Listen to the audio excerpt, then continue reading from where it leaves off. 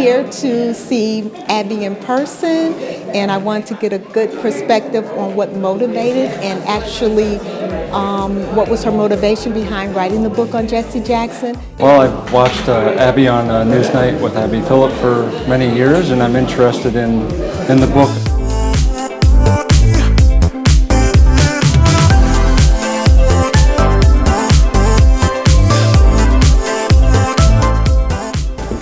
My name is Abby Phillip. I am an anchor with CNN and the author of Jesse Jackson, A Dream Deferred, The Fight for Black Political Power. I'm in Detroit because I'm here to talk about this new book that I have about Jesse Jackson and his 1984 and 1988 presidential campaigns. I wanted to come to, I think this part of the country is interesting because the sort of Midwest is kind of the part of the country that Jesse Jackson spent the most time in. And Michigan is also a particularly significant state for him because when Jesse Jackson was running in 1988, Michigan was the state where he won the Democratic caucuses. I enjoy watching Abby every evening. The reason why I stay up past 10 o'clock.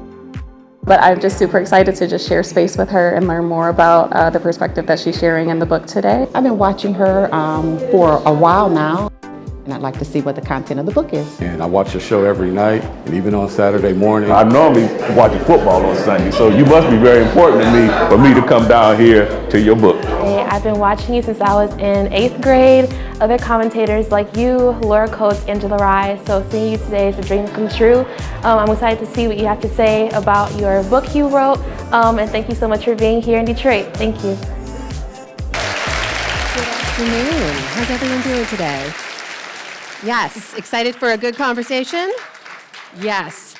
Can we just take a moment and celebrate the wonderful Abby Phillip, CNN anchor, author of A Dream Deferred.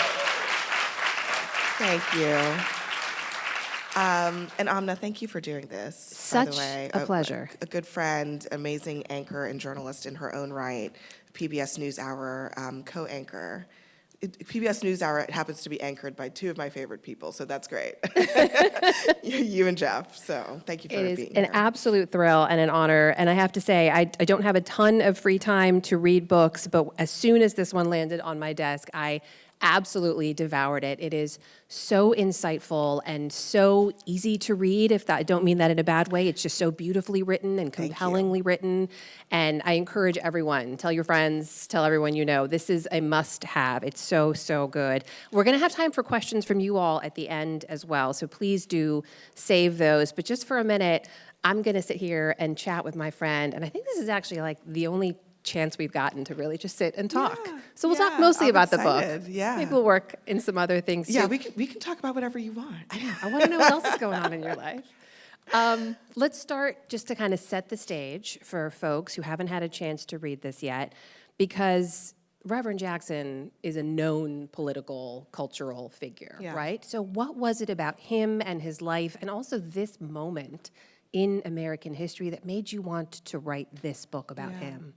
Yeah, I mean, so I started writing this book, or I started thinking about writing this book in 2020. And this was, as many of you remember, this was a time when I think the country was really thinking about its relationship with race in modern times. And one of the things that also occurred to me in that time, we had just lost John Lewis, who was an American hero and a contemporary of Reverend Jackson's.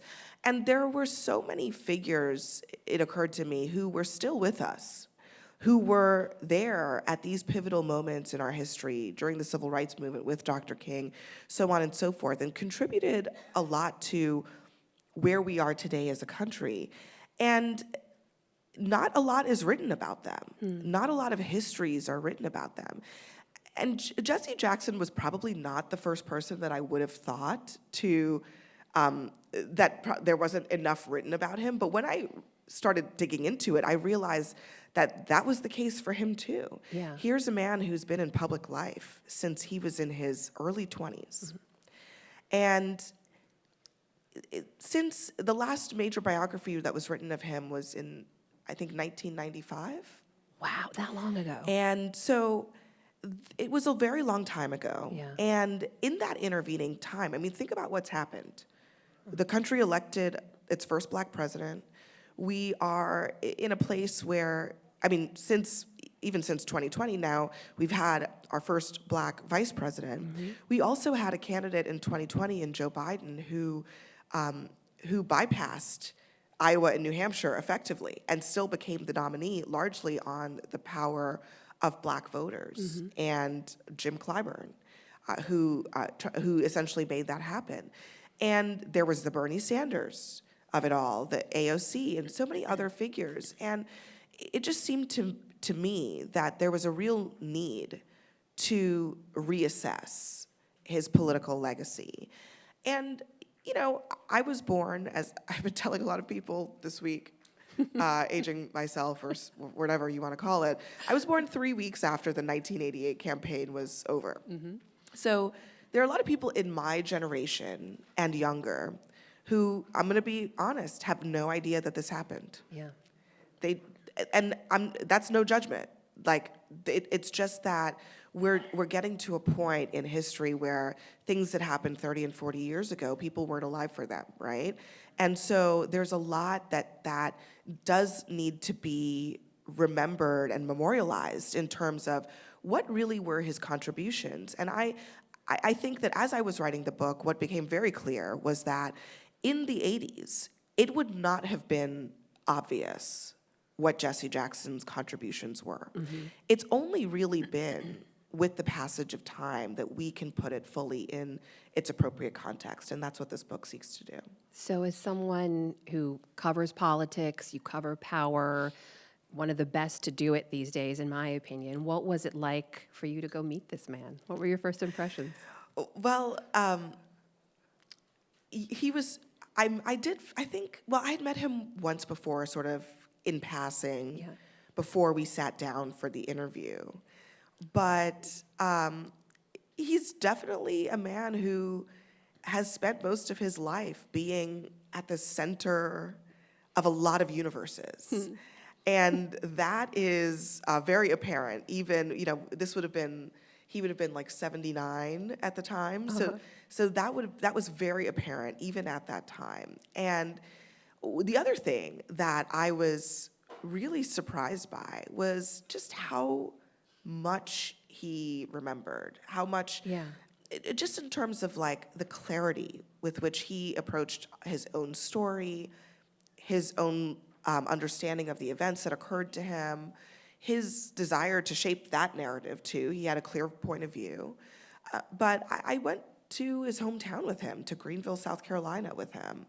And he was sitting in the front seat of the car giving turn-by-turn directions of his own old neighborhood and showing me where he played football in middle school and high school and where he sold peanuts and the railroad tracks that he had to walk across to get to his school in the tail end of the Jim Crow South.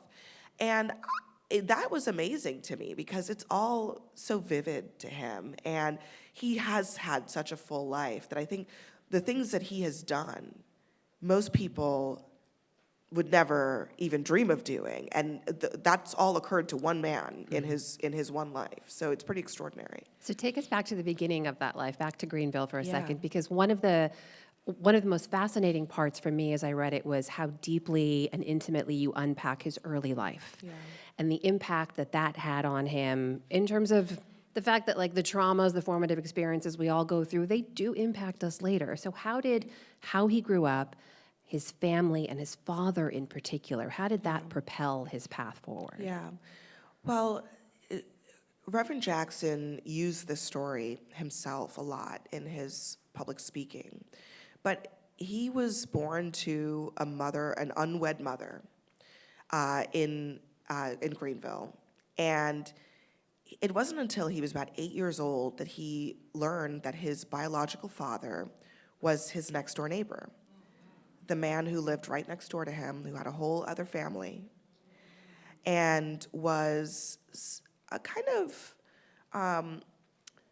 for a black man at that time, had a good job, had a sort of respected place in society.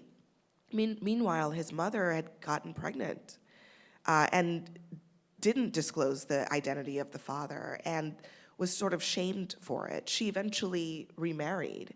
And so he always kind of characterized himself as somebody who had many fathers. He had 2 men that he would call his father, and still does to this day.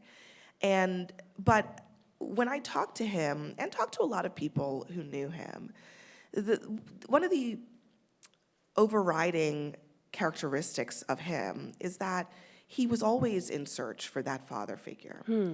And he was always in search of a sense of meaning.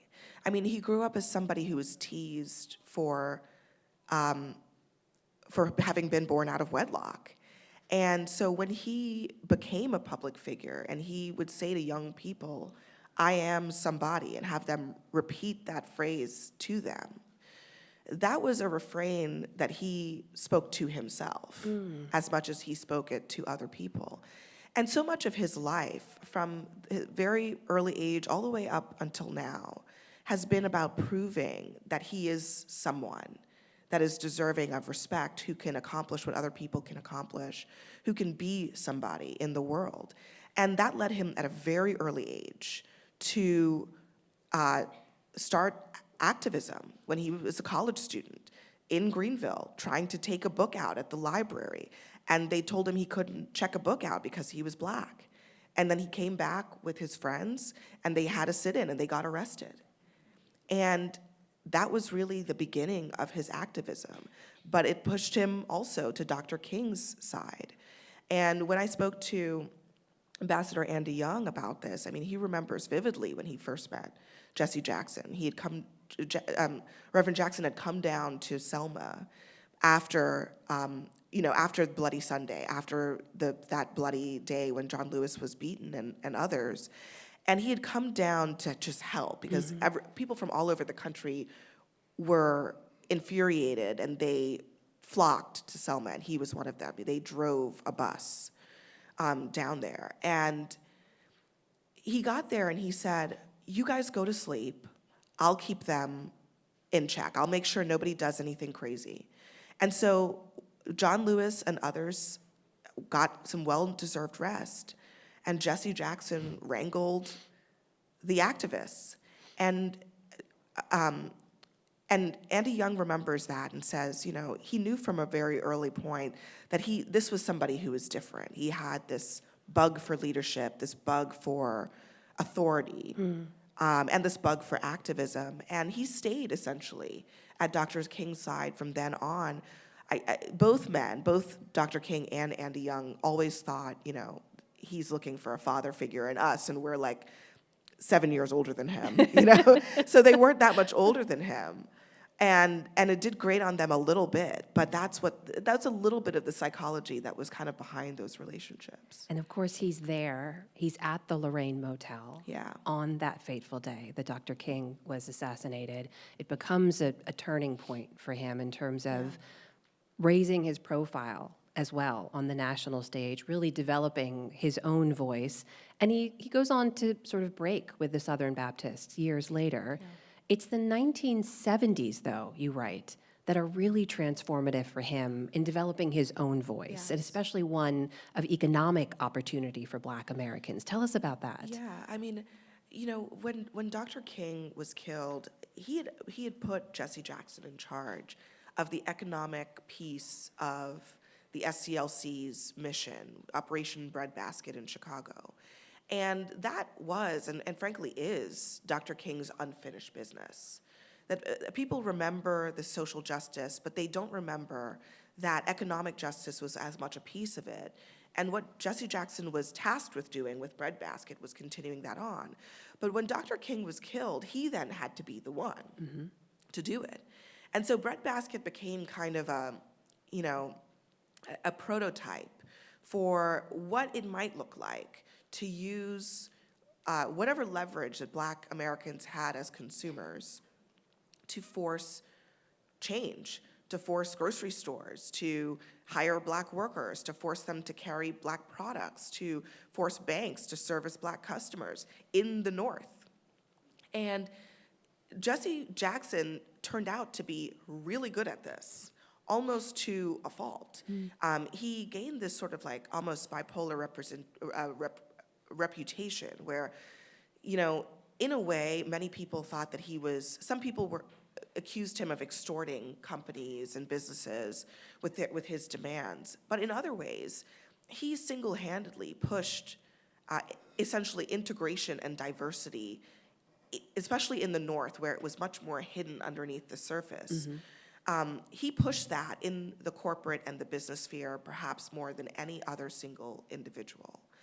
There are CEOs today that owe their jobs to Jesse Jackson's push to many corporations to diversify their boards, to diversify their executive ranks, to allow Black people to own franchises in businesses like McDonald's and John Deere and other wealth-creating vehicles. And so that became really his calling card, but he was also dabbling in politics at that time and talking about at the Gary Convention, Black Political Convention in 1972, whether Black Americans needed to put someone on the ticket, whether that was the key to not just using the vote, but developing political power. And it started all the way back in 1972, which was more than a decade before he decided to run. I mean, I was fascinated to learn. I did not know the level to which he was able to extract economic opportunities, job commitments, investments from the likes of General Foods and Coca-Cola and Quaker Oats, not just small businesses in and around Chicago. And then that becomes a central part of his political message as well. And you write a lot of his ideas were way ahead of their time. Tell us about that. Yeah, I mean, even that idea, this idea of that when you serve customers, you should be willing to employ them.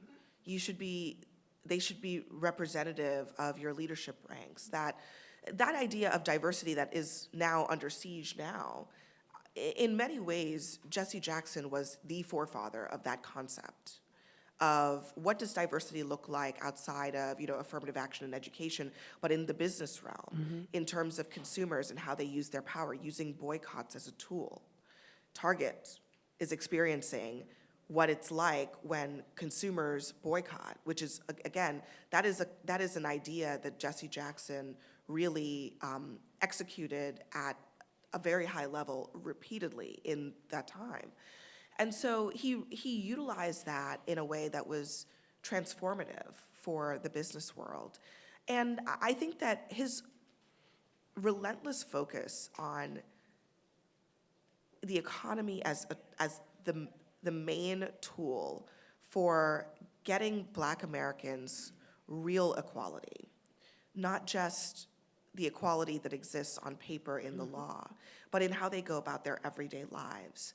That's something that was a part of his focus for most of his life. I remember speaking to a top editor at the New York Times as I was writing this book, and she was relaying to me that she had seen Reverend Jackson at the airport in the 2020s, and he was talking to her about something, and he pulled out a little card in his jacket pocket.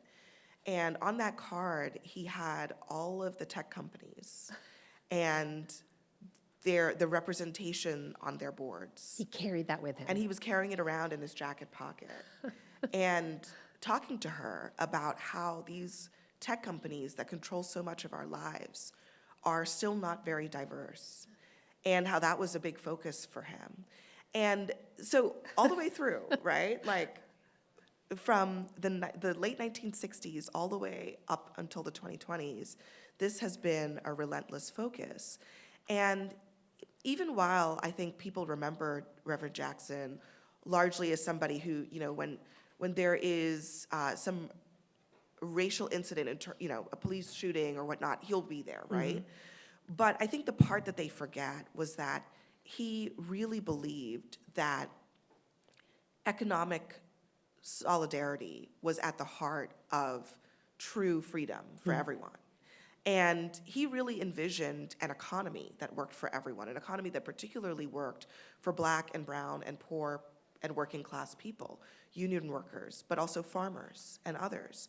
And that, I think, is very much forgotten in how he is remembered in terms of his legacy over all these years. I mean, Abby, the other thing that strikes me is I'm reading about some of the things he would talk about in his campaigns and his political messaging. It was like universal health care, Yes. gender equity, and you're reading it and you're thinking, oh yeah, obviously we're talking about that. But then you're like, wait, this is the 1970s and the 1980s. How did he come to hold those ideas? Yeah, I think that he really just believed it. I mean, this is at the core of who he is. He didn't need polls to tell him that there was a reason to push for universal health care. That was considered incredibly radical of an idea, by the way. And I mean, look, it's controversial, as we all know, even to this day. But it's also an idea that Democrats then started talking about in the 90s when Clinton was president, and Hillary Clinton was looking at healthcare as an issue and got dinged for it, by the way. But then you've got Bernie Sanders, and you've got, present day. I mean, this is as much a part of the conversation within the Democratic Party as anything else. But he was also the first candidate in 1984 to say a woman should be on the presidential ticket. Yeah. Period. And it wasn't until he said that all the other candidates endorsed the idea, and Geraldine Ferrero was chosen. He was the first Democratic candidate or candidate of any party to mention gay people at a political convention. He spoke at an AIDS rally on the National Mall, again, becoming the first and only candidate at that time to do something like that, to speak directly to people who had HIV/AIDS. And on the Israel-Palestine issue, he was extremely active on that, calling for a two-state solution before that became part of the U.S. diplomacy and U.S. policy. In the 80s, the American policy was that we didn't even talk to Palestinians, period. I could go on and on. I mean, there's apartheid. I mean, he and so many other faith leaders at that time were pushing for the United States to isolate South Africa over apartheid. Again, these were all things that now we look back on them and we're like, yeah, that makes sense. But at the time, it was considered extremely controversial and frankly, lefty, extreme left-wing politics.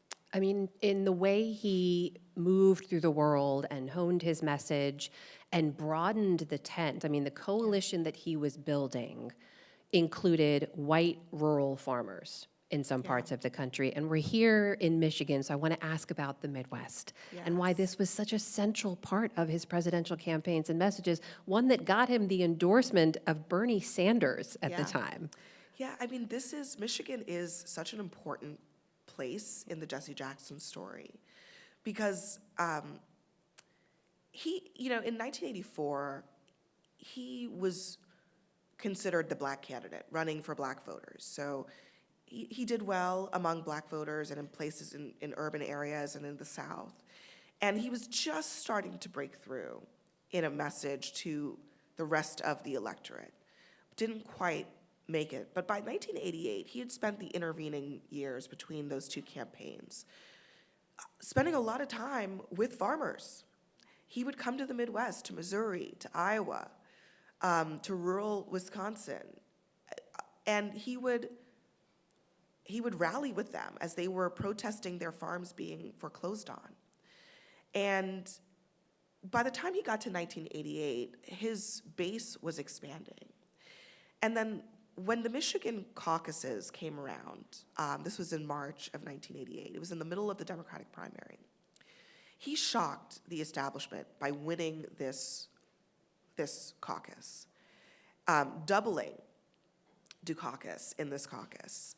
And in that moment, for the very first time, the so-called establishment, they had to think, wait a second, what if this guy wins?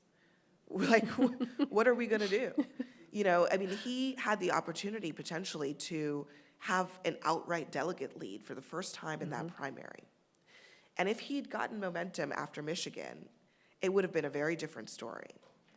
And even Jesse Jackson at the time, speaking to his aides who were there, they were like, well, then we started thinking, okay, I guess we have to really think about what this is going to look like cabinet members, and they were really thinking about it for the very first time.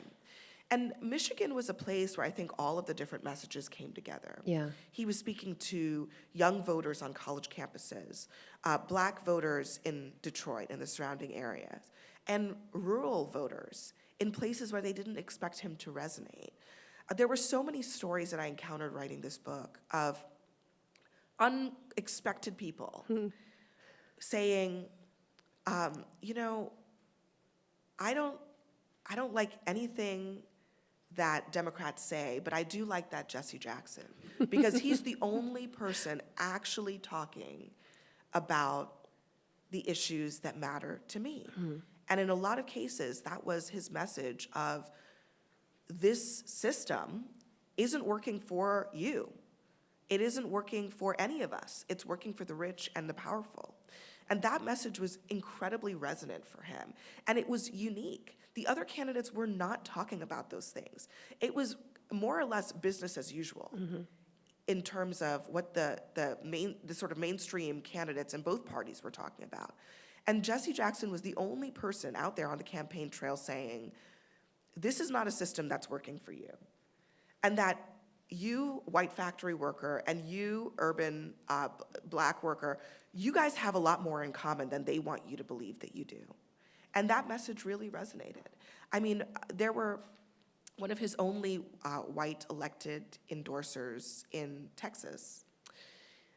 His father was a conservative Texan. And when he endorsed Jesse Jackson in the 1988 campaign, he said he called his dad. And his dad said, well, he's the only one out there saying something, because everybody else kind of seemed all the same. And I think that message that really broke through, it all culminated here in Michigan. And it almost worked, almost.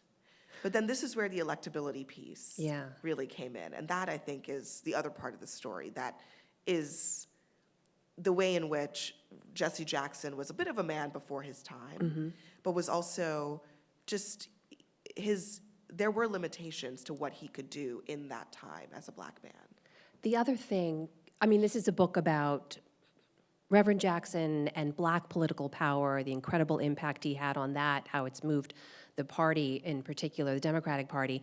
But what I also found so compelling that you document is how he was a catalyst for so many other groups to exercise their political power, especially here in Detroit, where a lot of that story comes together for the Arab American community that had never really acted as a political voting bloc before, for Asian Americans. He chooses in the early 80s to show up in the Chinese American community right after the brutal killing of a man named Vincent Chin, who had been murdered by a white automotive worker who was angry about Asian manufacturing and took it out on this man, on Vincent Chin. And that was a tectonic moment for Asian Americans. And Jesse Jackson, it is still to this day a hallmark moment, shows up and meets with Vincent Chin's mom. Why?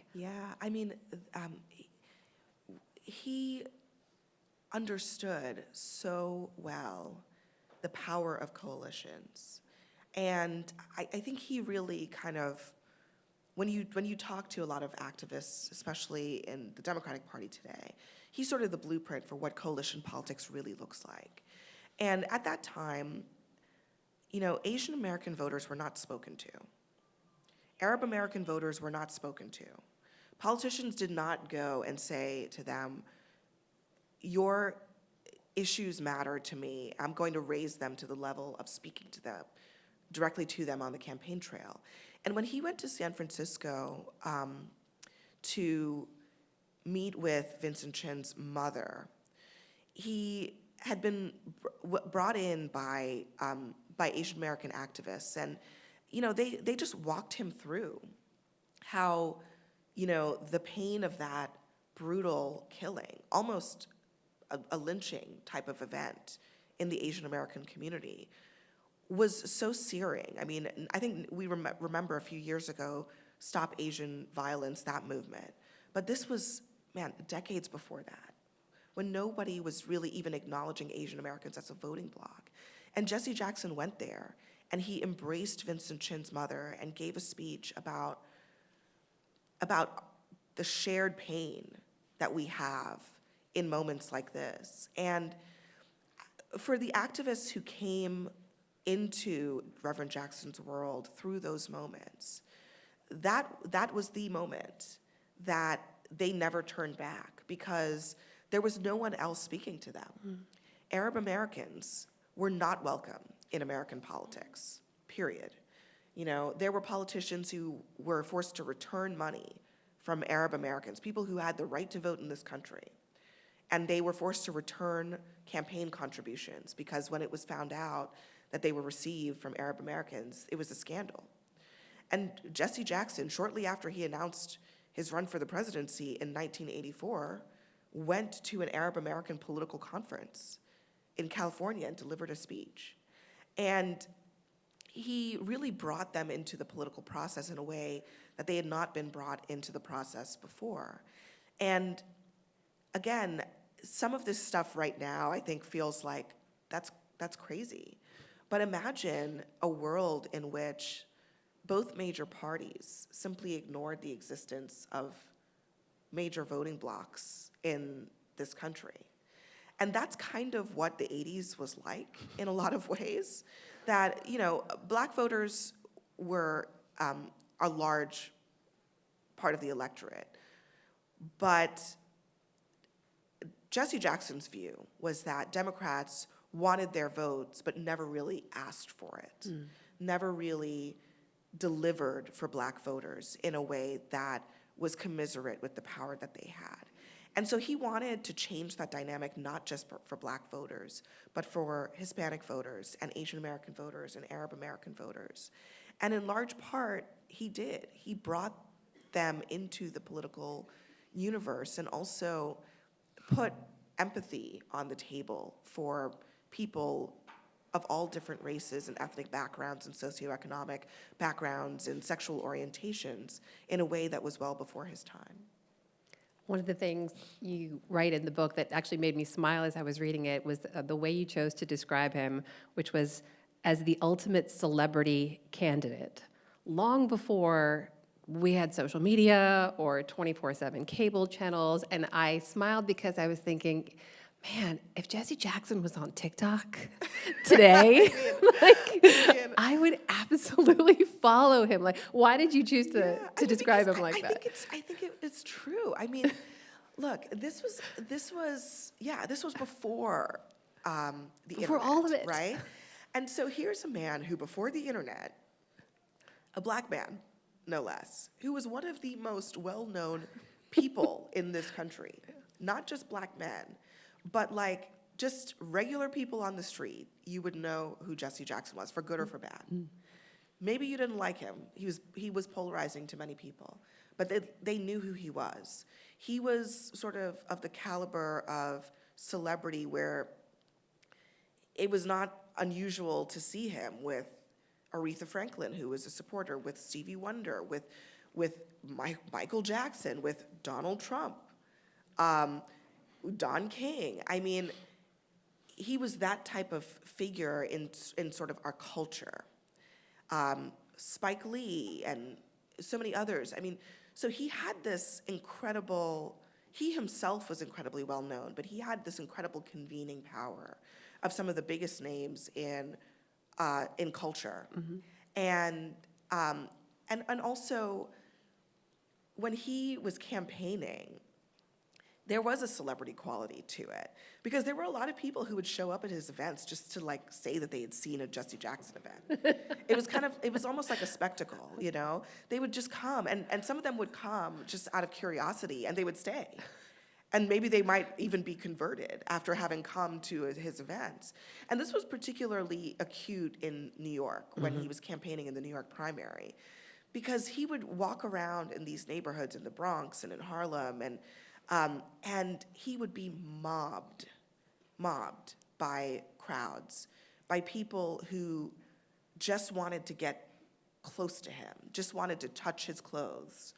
There was one kind of scary incident where a man had kind of crawled on his hands and knees to get to the front of the room at a Jesse Jackson event. And he had Secret Service protection at the time, and the Secret Service grabbed him, and it turned out he had been armed, but he was an off-duty security officer who just wanted to get close. And, you know, it was that kind of thing where people just wanted to be within his proximity for many Americans. And that is just, I think, again, it's easy to forget, because this is, he, as a figure, Jesse Jackson has had so many chapters in his life. But by that point, in the 80s, was I think arguably the height of his celebrity and the degree to which he was well known, and his mastery of the media, his control over narrative. He understood that better than anyone. He would, you know, while other candidates were kind of hard to reach, he was calling them in the middle of the night and giving them the agenda for the next day. He would have them over to his house for off-the-record dinners that Jackie would cook for reporters. He knew how to, he always attempted to bring them in a way that many of them, by the way, kind of resented, because, you know, they were like, sir, we have a job to do. But he understood that, and understood it better than any other political figure of that time. There is such a poignant arc that you draw from Jackson's unsuccessful presidential bids to the successful bid of Barack Obama. Yeah.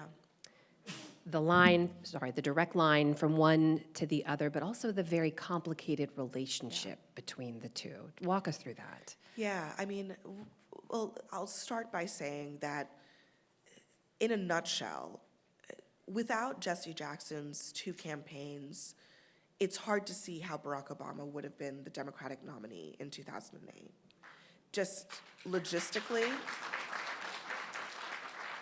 just a straight, from a numbers perspective, it would not have been possible, because Jesse Jackson used all that leverage that he had built up after those two campaigns to change the rules, the nominating process of the Democratic Party, that basically made it easier for someone like Obama, who was a sort of non-establishment figure, a kind of outsider insurgent candidate, to go up against a establishment figure in Hillary Clinton and still win.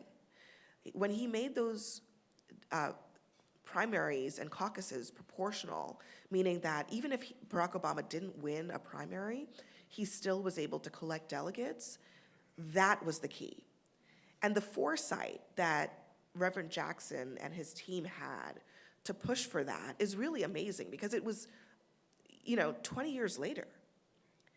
And I don't know that they knew that an Obama would come around, but the purpose of changing the rules was to say to the Democratic Party, we need to let more people in. We need to let outsiders in, because sometimes the outsiders are the ones who can speak most directly to the needs of the electorate. But their relationship, as you say, was complicated. They'd known each other since Obama was running for the state legislature. And Jesse Jackson, at that time in Chicago, was still kind of a kingmaker. So Obama would come to Rainbow Push events on Saturdays, and their children knew each other. Santita Jackson was Michelle Obama's a maid of honor in her wedding. Jesse Jr. was a co-chair of the 2008 campaign. So they were close, but there was always something about Obama that I think Jesse Jackson had trouble with.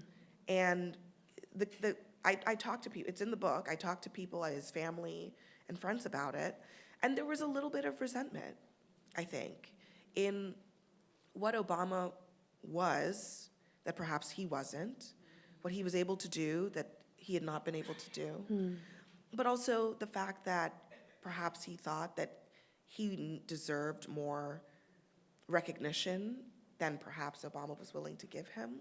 it's complicated and it's very human, right? I mean, I think that Jesse Jackson, like so many other people who decide to run for president, because trust me, you have to be a little bit Unhinged, a I'll little say bit it. unscrewed to want to do it, right? Like, that's the truth is you do have to have something a little bit off to want to say, this is what I want to do with my life. But all of these men, and now women, but prior to men, they all have these sort of egos and these personalities that make competition, obviously, they're really competitive people, make competition a real factor in their relationships. And I'm sure many of you remember the hot mic incident where he reprimanded Obama for talking down to Black people. And it's complicated, you know. I think he didn't know it was going to be public. It was said in a kind of off-camera setting. But the crudeness of the remark, the timing of it, it really damaged the relationship. And there was a lot of regret on Reverend Jackson's part after the fact. And he acknowledged his contribution to the damage that existed in that relationship. And there was a subsequent interview where he said, I'm so sorry for what I said. I wish I had never said it. And I think that night in Hyde Park, when Reverend Jackson was just sobbing in the crowd, the night that Obama was elected, that's part of this, you know, the tears were that, all those feelings. It was what he had run on in the 80s. It was what he had hoped and dreamed for himself and for the country that he saw now coming to fruition. It was some regret about the state of the relationship, which never really recovered. I mean, I think there's mutual respect there, but there was a potential for closeness that never really existed. I mean, Jesse Jackson was rarely at the White House when Obama was president.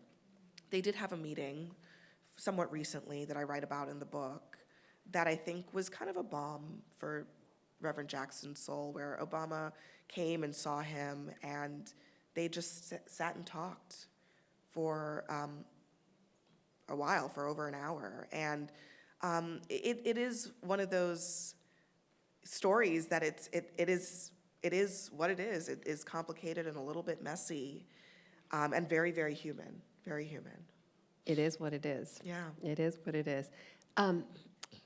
In speaking with him about this and so many other parts of his life, what surprised you most about, at this stage of life, how he looks back on all of this, how he reflects on it today? Did anything surprise you? I think that he was so unwilling to linger on the challenges that he faced in running these campaigns. He didn't want to talk about it. Yeah, I mean, when you talk to him about this, if I'm being honest, he doesn't really want to talk about the kind of how he felt, right? Like, you know, as a journalist, I would often ask him, like, how did that make you feel, right? When this happened to you, when you were dismissed, when you were discounted, all of that. And he didn't really want to dwell on those things.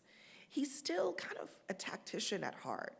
You know, in his mind, he's so laser focused on, we wanted leverage at the convention. We wanted to change the platform. We wanted to show that there was a path through the South with Black voters. He still has such a tactical mind about what they were trying to accomplish in those campaigns, and doesn't really want to dwell on his kind of humanity in it all. And that was a little surprising to me. And I'll be honest, it made it challenging to write the book, because you then have to kind of get a picture of his psychology from the people who knew him really well. And I do think that as you're reading it, you probably will gather that, and it's not for lack of trying.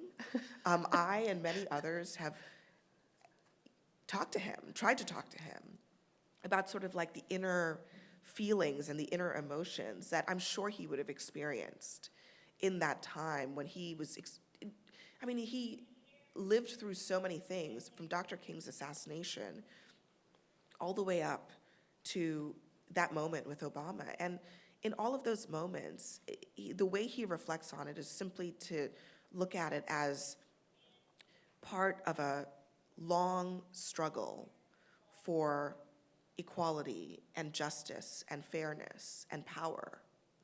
And the rest of it, when you have to kind of ask his sons and his close advisors and his friends, and they fill out the picture of the man, of the person who would work himself to literal exhaustion, would need to be hospitalized for exhaustion because he kept 20-hour days. And he would, in private, right before he would go on a stage or something, he'd be in the green room, just worn out, worn down, haggard.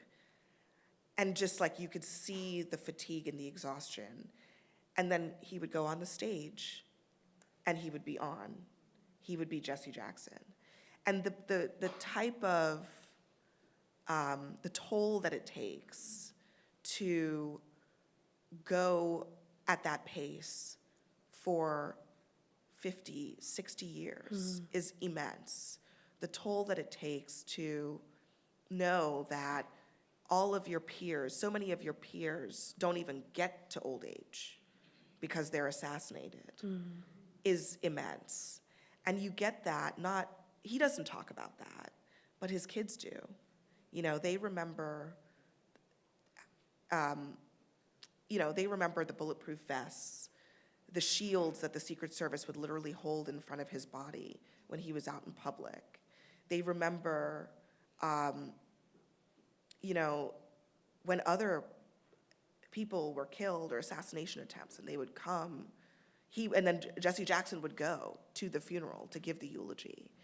And just the psychology of the family of a Black prominent man in politics it's very real how challenging that really was for so many decades. But he doesn't talk about that. They do. They remember it so well. They remember the fear. They relay that because I think that was front and center to them. But for him, he was like, this is the work, right? Yeah. The work of building up to this dream that he and Dr. King and others had of what it could look like for this country to really fulfill its ultimate mission and responsibility to the world. Folks, we're going to open it up for questions from the audience in just a moment, so do have those ready. I think we're going to have mics going around, and you can just raise your hand. But I'm going to ask one last question to Abby while you get your thoughts together on what you may want to ask, which is a little bit more personal. Yeah. Because this is your first book. Congratulations, my friend. First of many, we hope. And I'm just curious what the whole experience was like for you as a working journalist, as a Black working journalist in this modern America, as a mom, I should say. Like, I don't know when you slept, but you are such an admired and respected colleague. I consider you a dear friend. I know that you are a dedicated truth teller who works so hard to get things right. So what was this whole thing like for you? Yeah, well, it was hard. Writing books is not easy. There was a lot of life that happened in the writing of this book. Yeah. I decided to write this book about 2 or 3 months before the 2020 election. And that basically was about 2 months before I found out that I was going to be anchoring my first show, 3 months before I found out that I was pregnant with my first child, also 3 months before we had a contested presidential election. And so, also in the middle of a global pandemic. So there Ideal timing. Yeah, ideal timing, right? When I was decided to write this, I thought to myself, okay, the election's about to be over. That's usually kind of like a bit of a lull for political journalists. Like, I can kind of downshift a little bit, work on this book. Everything just ramped up. And so it was exactly the opposite of what I thought would happen. And so it was challenging to find the time between morning sickness, then a newborn. I was crazy enough to think that I could, during my maternity leave, work on the book. Oh, God. I was like, nobody told me that your brain doesn't work after you have a baby. Nobody told me that part. And so there were a lot of moments where I had to give myself grace. Yeah. But I also definitely felt the pressure of time. I mean, part of the story of these historical figures who are still with us is that, time is time, and they won't be with us forever. And there were people who I started talking to in the writing of this book who passed away in the middle of me writing this book. And that pressure, I think, always kind of was there to try to get to people while I still could, to get these stories. And so it was a lot of late nights, sometimes early mornings, sometimes long weekends, away from my family, locked in a hotel room somewhere, just getting a lot of writing done, a lot of self-doubt, and a lot of difficulty navigating. Because, I mean, look, this book, as I tell people, and I told Reverend Jackson this when I interviewed him for this book, I said to him, I was like, sir, it's going to be a book, a real one. And I'm a journalist, and I have to tell the real story. Mm-hmm. And there are things in this book that are very controversial, that he experienced, that he was a part of, that he was responsible for. And got to tell those stories too, and have the trust of enough people that they're willing to level with you about what really happened. But I think it's important. It's important to tell the whole story, even the messy story, the controversial story, the parts that are not easy to tell. And that's what I tried to do. And it took some navigation, but it's there for you to read about. It is there. It is all there, and so beautifully done. Please join me in celebrating and acknowledging Abby Phillip, everyone. Thank you. And I think we can open it up to the room for questions. I'll do my usual reminder, which is that a question always ends with a question at the end. Please remember. Do we need a microphone?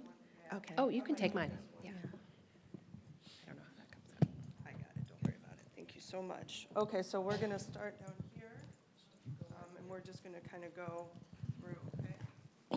Good afternoon, Sora Abby Phillip. I am Sora Janice Mitchell-Ford. I bring you greetings from the Detroit Alumni Chapter of Delta Sigma Thank you for Theta being Sorority here. Incorporated. And every Sora in the room, just wave your hand. We want you to know that thank we you love all. you and we support you. Thank you And so we much. have a token for you on your way out. Thank you. But here is my question that ends in a question mark. As you go around the country promoting this book, and thank you for writing it with history having a question mark itself at this point, Yeah. what do you feel is your duty as a journalist to protect the integrity of history when it seems like in this current moment, those in power are intending to erase it? Yeah, I mean, that is in so many ways. It is the job, it is the responsibility that we have as journalists. I mean, we are doing the first draft in our day-to-day work, right? When we both are there for events, but we help people understand events. And books like this that are written by journalists, not all histories are written by journalists, obviously, but when we have an opportunity to write history, it's also with that in mind. It's sort of taking a second look at the events with more context and more perspective. And I did really strongly feel that my perspective was important in this particular story, because when I went back and I was reading, I read, probably every newspaper article that was written about Jesse Jackson over the course of, the 8-year period when he was running in both campaigns. And you see there how important journalism is in framing the narrative around events. And it was at a time when there weren't a lot of Black journalists covering politics. And it was at a time when the way that we spoke about Black candidates was completely different. And I think we would see now, when you go back and you read these things, that there was a different standard that was applied to him that I don't think we would necessarily apply right now. I think we've just come farther. But, as journalists, I think we have a responsibility there in that first draft. And then we have a responsibility, if we can, in this second draft, that if we can touch history a second time and help people really understand it, that's worth doing. And so I do see that as part of what I do. And once it's written down, hopefully it makes it a lot harder to erase it. Once you have a book in your possession, it's there. The content is there. And people will try to tell you that Donald Trump invented economic populism, and he did not. And I do think that understanding what populism has looked like in this country over the years is part of how we understand how it looks like right now. And I think that's part of this book too, is that, Bernie Sanders didn't come out of nowhere. He came out of a Jesse Jackson tradition of politics. AOC didn't come out of nowhere. She is, knowingly or not, living in a Jesse Jackson version of politics that she has inherited. Zohran Mamdani, they've all inherited this type of coalition politics centered around, social justice and economic justice. And so you can't really understand today without understanding yesterday. And so as a journalist, that is part of the day-to-day of how I do my job, and I think how we all should do our job.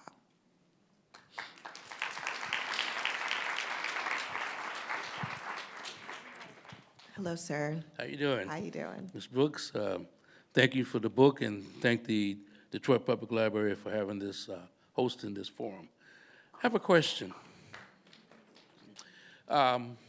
So, like you said, Reverend Jackson has been around a long time. Yes. And in the process of writing your book, did you get a chance to talk or bring up how he felt when the time came when he's not in vogue anymore, where there's new leadership? Mm-hmm. And I remember that there was an incident in California some years, and he appeared, and actually some of the youth told him to back off or to leave. Yeah.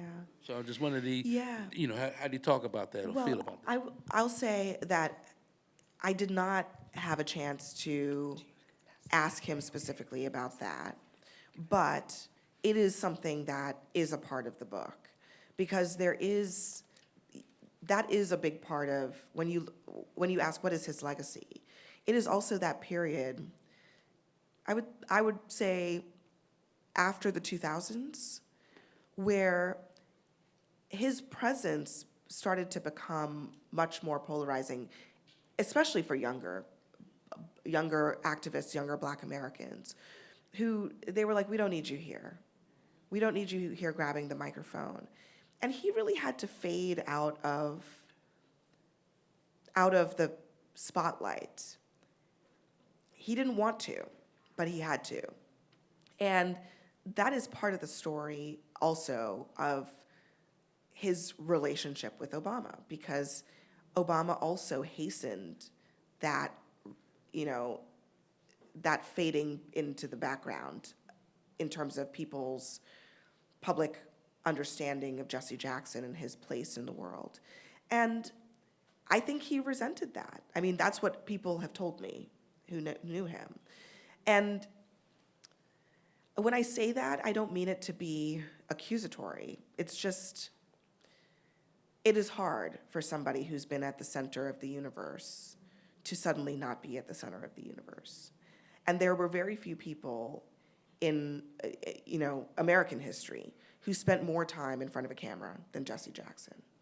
And he still to this day, he has been battling a neurodegenerative disorder, Parkinson's, for a long time now. And still, he's on the road, he's out there, he's doing press conferences, he's taking pictures, he's showing up. And he has this addiction to attention, and it is hard to know that you're not wanted as much anymore. But I will say that that's a normal thing, I think, for younger generations to feel like you need to step off the stage. And I think it's okay, but I think it should also not be a substitute for understanding what role he did play. And I do think that's where this book comes in. I don't think that people should be entitled to be in the center of the, public consciousness forever. But I do think that it shouldn't be at the expense of understanding what his legacy and what his contributions are. And so by the time, the 2000s come around and you've got the Black Lives Matter movement, many of these younger people who are my age, right, they don't know much about Jesse Jackson except for the fact they always see him just popping up at different moments. And it's important to have a deeper context for him in order to understand really why he shows up in that way. And this is kind of the message of the book for me, which is that with every figure who does extraordinary things, you have the two sides of the coin. It is inherently a double-edged sword. You have somebody who is extraordinarily gifted, who has persuasive powers that are rare, oratory skills that are rare, but they can also come with a massive ego, a desire to be at the center of attention, a person who doesn't understand when it's his time to turn the page. And that's okay. I think that actually is not unusual. That is actually extremely common. So that doesn't make Jesse Jackson unusual. That just makes him just like all the other figures who have made their mark on history. Hi, Monica. Hi, my name is friend. Monica Clark. I met Abby back in 2012, 2013, when you were just a reporter at Politico. And first of all, I just want to say I'm so proud of you and what you've achieved. And just the way you've handled yourself in the middle of this mess that we live in. My question is, when you're talking to Jesse Jackson, and you say he's the leader in universal health care and economic populism, talking about gender equity, things that we're still talking about 40 years later. What's his reaction to the fact that we're still having this fight? And for some people, it's still almost fringe in some of these conversations. Yeah, he knew what resistance looked like to this stuff, And that's why even in, I think it was probably like 2016 or something that he was walking around with that card in his pocket, He never really stopped pushing because he knew how resistant these institutions have always been to that concept. And he wasn't, when he was pushing for women to have executive roles, we're still, we're still talking about that. But he was pushing for that in the 70s and the 80s. And I do think that he understands very well the sort of cycle of progress and backlash that we experience in this country's history. That when there's movement made forward, sometimes you take 2 steps forward, 1 step back, or sometimes 4 steps back. And he had experienced that on so many different occasions that I think that that's why he never wanted to leave the stage. That's why he doesn't. You know, he's still right now very plugged in, very aware of everything that's going on, very focused on it. I mean, he would call me. He would, if you know, I don't know if anybody in this room knows Jesse Jackson. I bet some of you do, but he calls you a lot. And when I was writing this book, he called me a lot, and he would call me at like 7 o'clock in the evening on a Saturday. And be like, I'll call him back. I'm at dinner with my husband. Like, we'll talk. But he was constantly, he had something on his mind and he wanted to tell me. And he would be like, I reached out to the president and the White House today to talk to them about resolving this conflict between Ukraine and Russia. And I mean, I'm only chuckling because it's just sort of like, only Jesse Jackson would say something like that, because he has, in fact, gone to Syria and Cuba and brought prisoners of war back, and he has been a peacekeeper and a negotiator, and he actually has done those things. And so he, you know, I think he never stopped pushing because he always understood that if you stop applying pressure, you're gonna start to backslide. And he was very, very focused on that. And I think is not surprised at all right now about what has been happening in terms of the erasure of history, backlash against diversity, all of that. Because he relentlessly, and again, to a fault, I mean, people, that has been one of the biggest knocks on Jesse Jackson, that he's a race hustler, that he's so focused on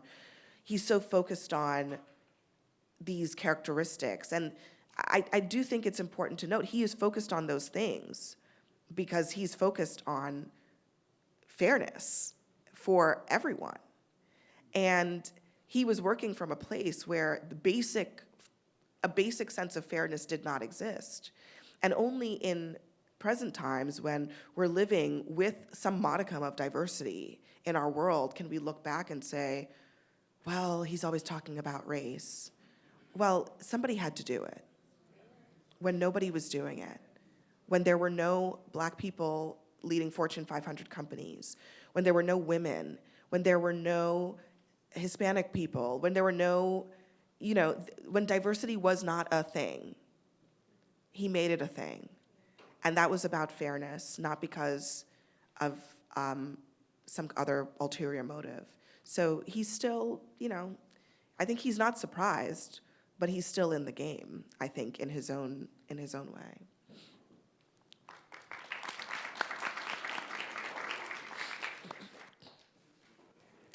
Greetings, Ms. Phillip. My Hello. name is Cassidy Tomlinson. I'm a junior at the University of Michigan, Ann Arbor, majoring in political science. Thank you so much for coming to the city of Detroit, for spending time with us today. I wanted to ask you, what are the steps that you took both personally and professionally that got you to where you are today in your career surrounding politics? I really admire you and the work that you have done for the community and for other journalists around the country. I've been watching you since I was in middle school. You and other commentators like Laura Coates and Angela Rye, I really look up to. So I just want to know, how can I model my career after you? Well, thank you so much for that question. And I can tell by just talking to you how impressive you are. So I'm sure you're well on your way.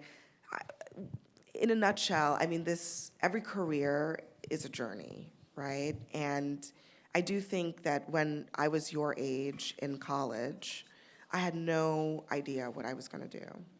Really, I hoped that maybe I could make a career out of journalism, but I wasn't really sure.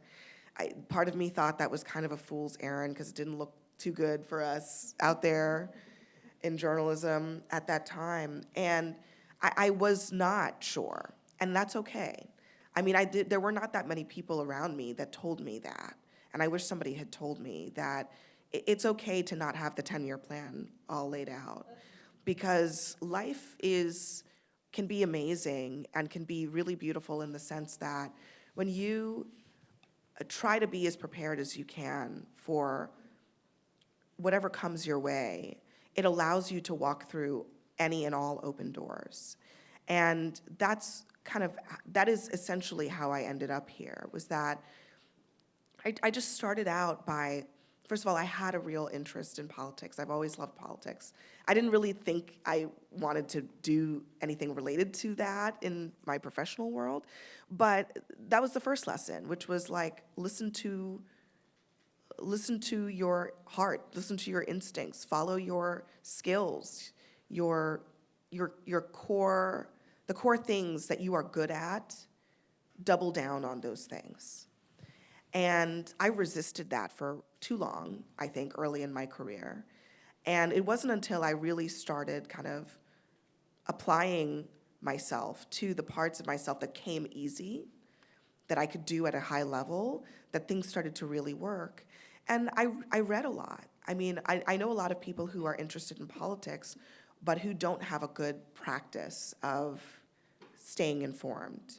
And I do think that's really key, that if you want to be, I mean, maybe even regardless of what you want to do, frankly, just stay informed, stay well-read.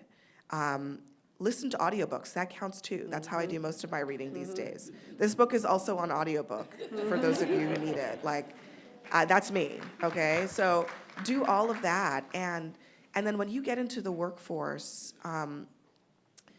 you know, what you're trying to do is you're building yourself up, build your skills, and be ready for the opportunity to come your way. That with every job that I had, I said to myself, what am I learning? Can I get better at writing?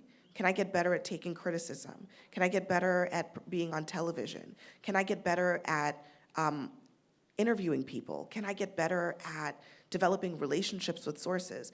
So the question is, can I get better? Can I get better? Can I get better? And if you keep saying that to yourself and developing those skills, eventually you will find yourself having had a career. A career is basically the passage of time where you do a lot of things.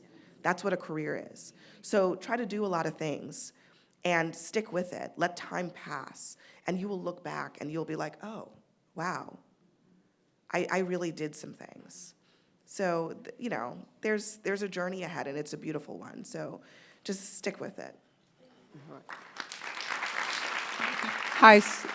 Hi, Sora. My name is Dr. Lakeisha Brentley, and I'm a general surgeon in the community. And Jesse Jackson's career, I've been following basically because of his interest in universal health care and knowing all of the uninsured and underinsured people we have in the city of Detroit.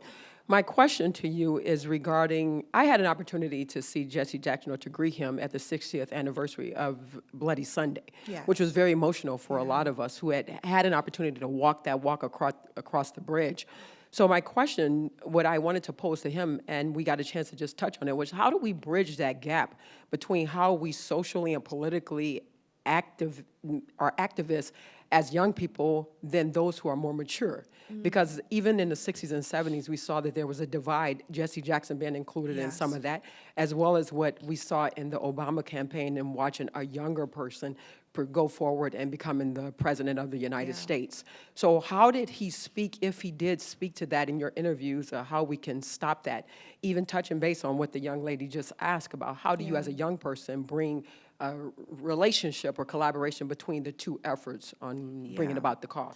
Well, thank you so much, Sora, for your question. I mean, that is something that I've talked to him and others like Andy Young and about, because again, I think this comes back to history. I think that a lot of people don't understand our history well enough, and especially the history of movements in this country, that there's a perception, especially among younger people, that there was a right way and a wrong way.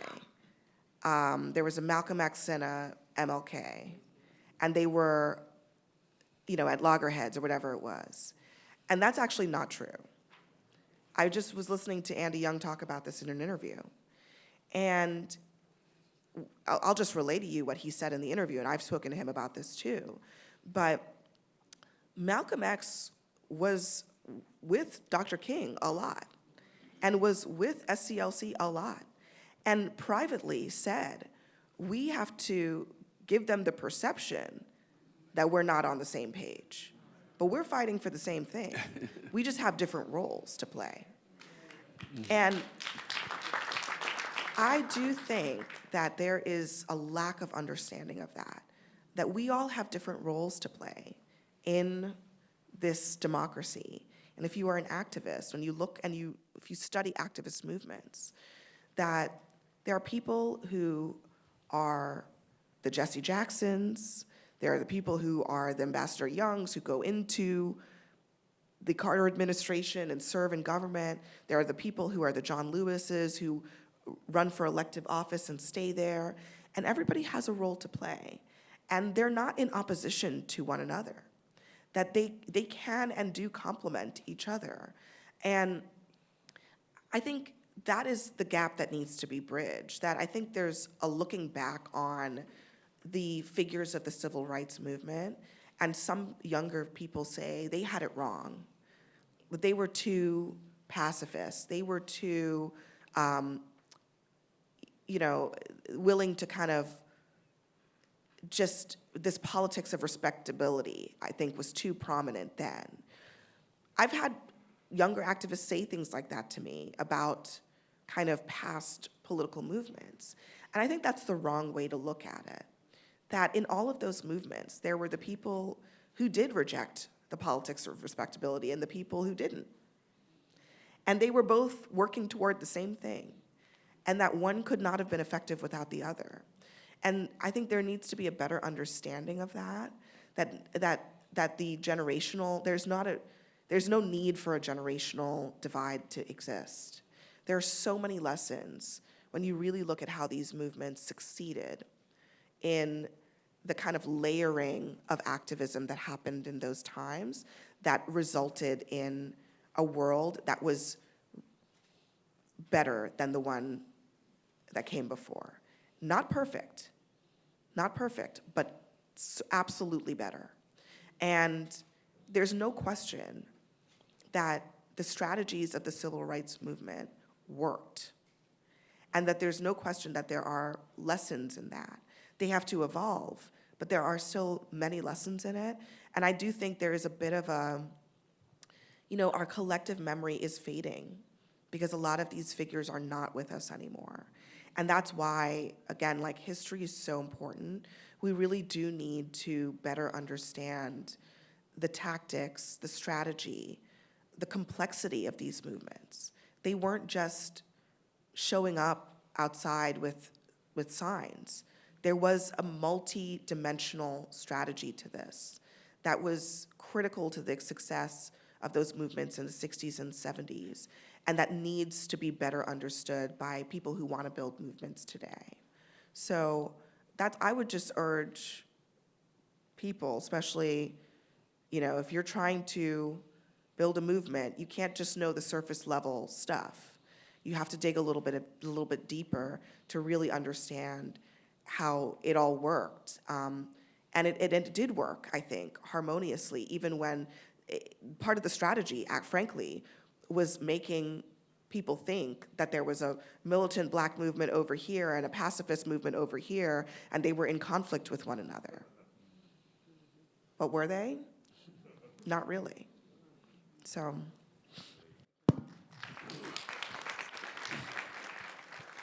Good afternoon. My name is Jerome Pettis, and I'm just going to be honest and say I'm so excited to be here. Oh, thank you so much for being here. Because I must admit that there has never been a news program that I've planned my life around to watch than yours. So I am just delighted to be here today. So I want to talk about a little bit about your career. The concept that CNN has around your show is just amazing, and I want to know what your role in, because I love seeing both sides to everything. And Lord knows, I want to know what happens when the camera goes off at some of these segments. Please tell me. Oh my gosh. Well, you know, when the camera goes off, it just depends. I mean, I'll be honest, sometimes, you know, sometimes they don't talk to each other. But a lot of times they do. And a lot of times they're friends. These are folks who are, part of the spirit of the show is that this is a debate. And we ought to be able to debate without losing our cool, without hating one another, without not being able to engage with one another. And so, yeah, sometimes in the breaks, we're hanging out, we're talking about our kids and telling jokes and laughing and you know, I mean, I do want to convey that because I do think people wonder, I mean, do they hate each other? Like, are they like, so every once in a while, we'll get people who come on and, you know, they're still arguing in the break and it's a little awkward. And that's not ideal. We don't, as much as we want people to bring their authentic, real emotions and feelings to the table, the purpose of the debate is to say that we're in this thing together. We're like living in this country together. We have to be able to talk to each other, to hash it out, and to get through this. And my hope is always that people who start out thinking, I would never sit at a table with this person, they realize that that other person is a human being, that they actually have more in common with and that they don't. And we've had a lot of people at the table who I know never sat across from somebody with diametrically opposed views from them. I know for a fact that's never happened. They've never really, you know, because a lot of people, they're like Twitter fingers, like everybody is online and they'll go at it online, but they don't really have an opportunity to actually say it to a person's face. And so that's part of what we do, and it's interesting.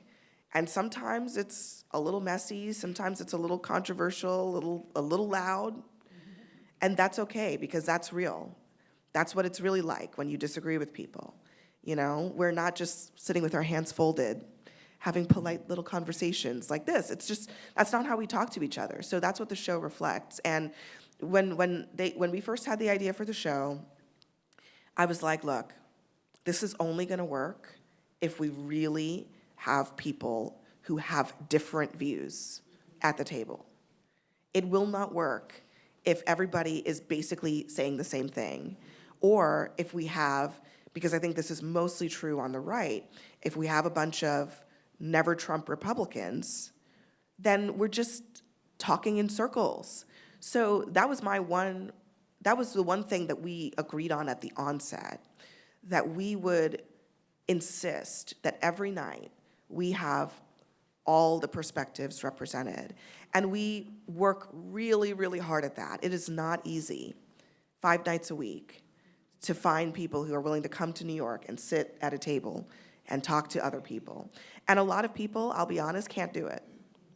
They literally don't know how. So for some people, we are like rebuilding the skill of dialogue, of debate, of conversation. And over time, it's gotten easier because people watch the show and they're like, oh, okay, I get it now. Because it's different from what they do elsewhere on television. And, you know, we kind of tell them, like in the beginning, I had to do this a lot more. I had to kind of coach people. Like everybody would sit down and I'd be like, okay, guys, now let me explain to you how this is gonna work. You talk to each other. Like, this is a conversation. If you feel like you have something to say, just say it. Don't wait for me to ask you. You know, we don't want you all talking at the same time, but it's okay to interject. It is okay to really engage with one another. And over time, it's gotten easier because I think people are starting to get the concept, and now people are coming to us and they're ready. But in the beginning, you know, it was like, okay, we got to explain to you, this is a real conversation. You're not just like talking into a box. You're talking to another human being. And when people talk to other human beings, it changes the dynamic of the conversation. So that's what we're doing. Yes, okay. Oh, okay, shall we slip in one last question? Okay. Hello, Sora, Abby. This is Hello. Anisha Jordan. I just want to tell you I watch your show all the time. I'm an educator in the community. And this question is about Jesse. How did he feel, or did he discuss any regrets? And was he open about a lot of his accomplishments? Yeah. I think that he was very clear about his accomplishments. He understood very well that from voter registration to putting, policy on the agenda to changing the rules of the Democratic Party, those were the things that he was laser focused on. He knew the score in terms of how it impacted Democratic politics, even in the 80s, to have registered as many voters as he did, that allowed Democrats to retake the Senate in 1986, and created the conditions for people like John Lewis to be elected a few years later. So he understood that. I mean, I think that the places where I saw him expressing regret were around the Obama of it all. I mean, I think that remained a kind of difficult chapter. And I think that there's a part of the book that you will read, and if you lived through these campaigns, you may remember the controversy around Hymietown.